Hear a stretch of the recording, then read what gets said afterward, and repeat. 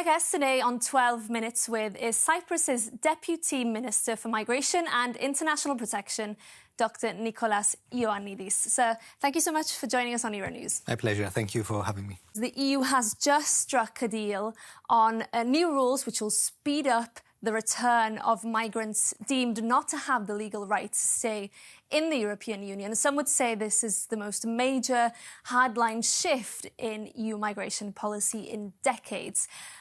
When do you expect to see the results of this? Because we know that at the moment only 27% on average of the migrants ordered to return are actually returning to their countries of origin. Of course, this is a crucial matter for the European Union member states and our European citizens.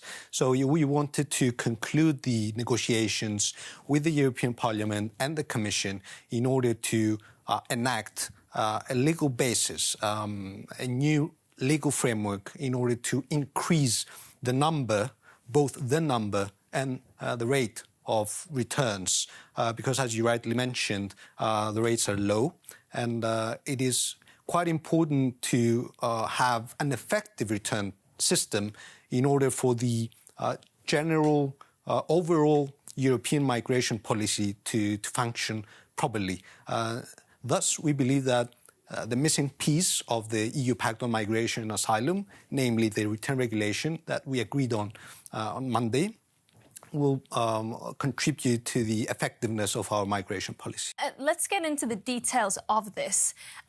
Because for our viewers at home, it might be a bit confusing, but this is about making sure that those people who are ordered to leave because they don't have the legal right to stay, they have not been granted asylum, to go to their home countries. But isn't it true that the problem in many cases is that those home countries, the countries of origin, are not accepting those migrants back? And if so, what do these new rules do to tackle that issue?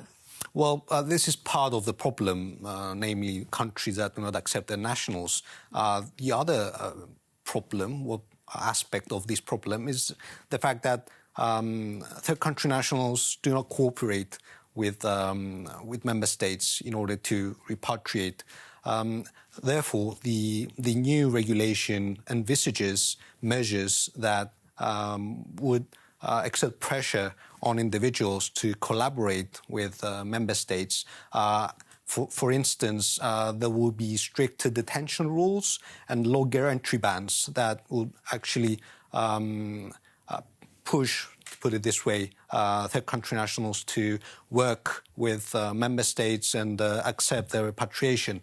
And when it comes to third countries that do not accept their nationals, we're actually discussing measures like trade agreements or visa measures in order to make those third countries to work with us so as to improve the return rate. Yes. At the heart of this, obviously, are the new return hubs. So these would be centres that the EU can build in countries outside the EU, provided they strike a bilateral deal with that country in question. And any migrant that has rejected asylum could be sent there, essentially. Isn't there a risk that these people could become stuck in a legal limbo, for example, if their countries of origin do not accept them back? Well, of course, the main issue we've been trying to deal with is the fact that third country nationals do not have a legal right to stay in the European Union. Therefore, they have to depart.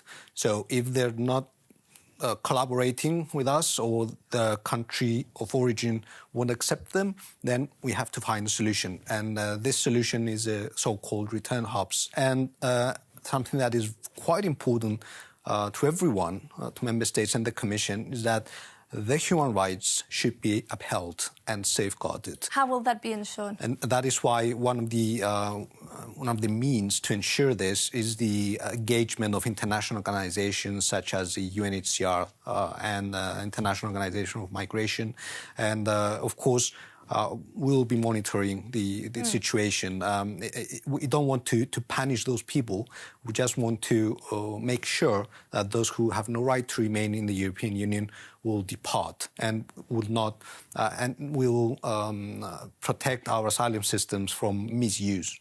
If there is a case where there is a return hub where basic rights are not being upheld, What then happens to these people? There will be safeguards in the agreements concluded between member states and the third countries hosting such centres, which will stipulate the details of what's happening in case there's a human rights violation. But in any case, this is still there are no tangible results. We've just been discussing some ideas, but now that the regulation has been agreed, it will start delving into the matter in order to adopt more tangible measures. Because we are talking as well about children, and unaccompanied children are excluded. But yes, if they are with their families, they can also be sent to these return hubs. These minors, of course, cannot be blamed for being irregular migrants. They are minors, they are with their families, but yet they are being sent to these camps. Are you concerned about their safety, their well-being? Yeah, I mean, I mentioned that earlier, that upholding human rights is a red line for everyone. We don't want any violations of EU and international law. But at the same time, we have to strike a balance between illegal stay and the need to uphold human rights. Therefore, before a family is being sent to an accommodation centre, a return hub, we will examine all relevant aspects, and one of them is the best interest of the child. So all these factors will be taken into consideration prior to making a decision of sending families to return hubs. What would you say to those critics that say that with the fixation on irregular migration, that the EU is losing its moral compass? Well, I'll disagree with this because it's not just about irregular migration. And as a matter of fact, there are several provisions in the new EU Pact on Migration and Asylum that actually enhance the protection of individuals, such as the provision of legal counselling and the establishment of a monitoring mechanism for human rights. And other than that, in parallel, we've been working on creating legal pathways for migration through concepts like the EU talent pool, through our visa policies. We'd like to open up legal pathways, and this way we believe that we will tackle irregular migration facilitated by criminal smuggling networks, because that's the main problem. Just briefly on the return hubs before we move on, will the Cypriot government be looking to establish these hubs itself? Well, we haven't discussed this yet. Of course, there was no legal basis until recently. There have been some discussions within the Union between member states. And now that we've got our legal basis, of course, we're interested in participating in discussions with other member states so as to find solutions and implement these provisions. Because we know there are 5 member states already said they're exploring this, including the Netherlands, Denmark, Germany, Greece and Austria. What countries do you think could be possible partners here? Because, you know, we are talking about countries that must have some kind of democratic standards, yet these are countries that are willing to accept these rejected asylum seekers. Who do you see as possible partners in this?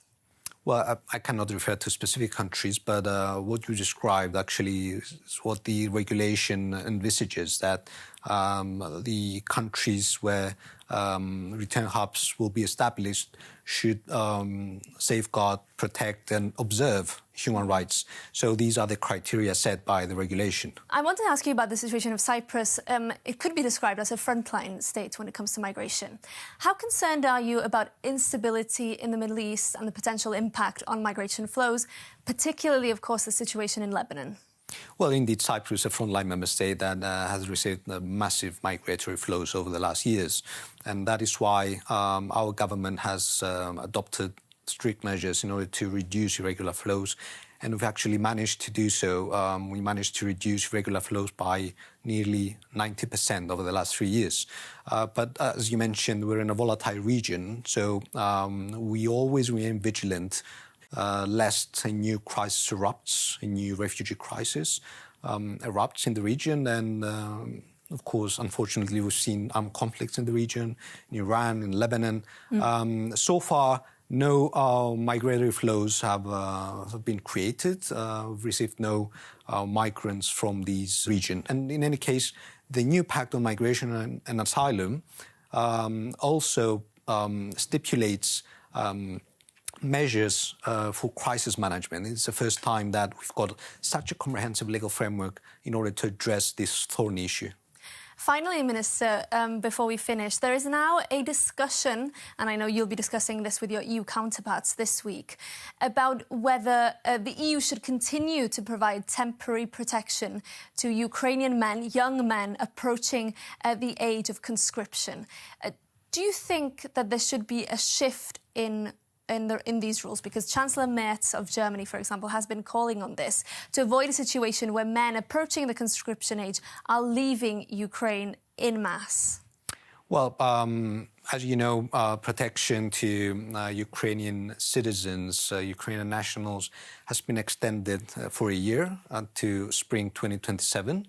But of course, we have to discuss the future, as you mentioned. And that's what we're planning on doing in Luxembourg in order to listen to member states, listen to their concerns, to their views, and discuss with the Commission the way forward. We've made no particular decisions so far, and it's a first-class opportunity during the Council to exchange views and somehow decide on the way forward regarding this important issue. But our support to Ukraine is there. Nothing has changed concerning this. But at the same time, we need to see how things will evolve in the coming years. OK, Minister, thank you so much. Thank you.